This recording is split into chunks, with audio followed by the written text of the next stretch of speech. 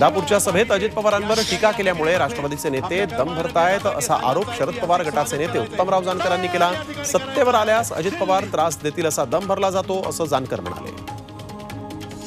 शरद पवार गटाचे नेते उत्तम जानकर आणि आमदार शहाजी पाटील यांच्यात चांगलंच वाकयुद्ध रंगलं। करमाळ्याच्या सभेमध्ये जानकरांनी पाटलांचा समाचार घेतला। शहाजी पाटलांची सुपारी मुंबईत फुटली आणि हळद गुवाहाटीमध्ये लागली अशा शब्दात जानकरांनी शहाजी पाटलांना प्रत्युत्तर दिलेलं आहे। सदाभाऊ खोत यांनी शरद पवारांवर टीका केली। म्हातारं लय खडूस आहे, तिजोरीची किल्ली कमरेला लावून फिरताय, हे अजित पवारांच्या लक्षात आलं असा टोला सदाभाऊ खोतांनी शरद पवारांना लगावला। करमाळ्याच्या सभेमध्ये रोहित पवारांनी अजित पवारांचा चांगलाच समाचार घेतला। एखादी कुस्ती जिंकली की पहिलवानाला आता मोठा पहिलवान झाल्यासारखं वाटलं आणि त्या पहिलवानाला आता वस्तादासोबतच कुस्ती खेळावं वाटतंय, पण वस्ताद शेवटचा डाव राखून ठेवतो असा इशारा रोहित पवारांनी अजित पवारांना दिलाय।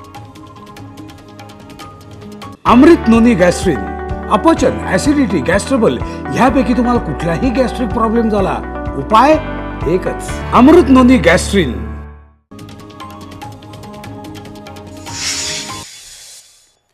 शिरूर मतदारसंघाचे महाविकास आघाडीचे उमेदवार अमोल कोल्हेंनी महायुतीचे उमेदवार शिवाजीराव आढळराव पाटील यांना डिवचलाय। जे नेत्यांच्या मनातील पसंतीचे उमेदवार नाही ते जनतेच्या पसंतीचे उमेदवार कसे असा सवाल त्यांनी जनतेला केला। कान्हूर मिसाईमध्ये प्रचार सभेत ते बोलत होते। स्वार्थासाठी उद्धव ठाकरेंना दगा दिला, पुढे ते तिकिटासाठी उडी मारून अजित पवारांच्या राष्ट्रवादीत गेले, त्यांच्याही पहिल्या पसंतीचे हे उमेदवार नव्हते असा टोला कोल्हेंनी लगावलेला। राज ठाकरेंनी महायुतीला बिनशर्त पाठिंबा दिल्यानंतर कल्याणमध्ये मनसे कामाला लागली आहे। महायुतीचे उमेदवार श्रीकांत शिंदे यांना निवडून आणण्यासाठी म्हणून मनसे मैदानात उतरली।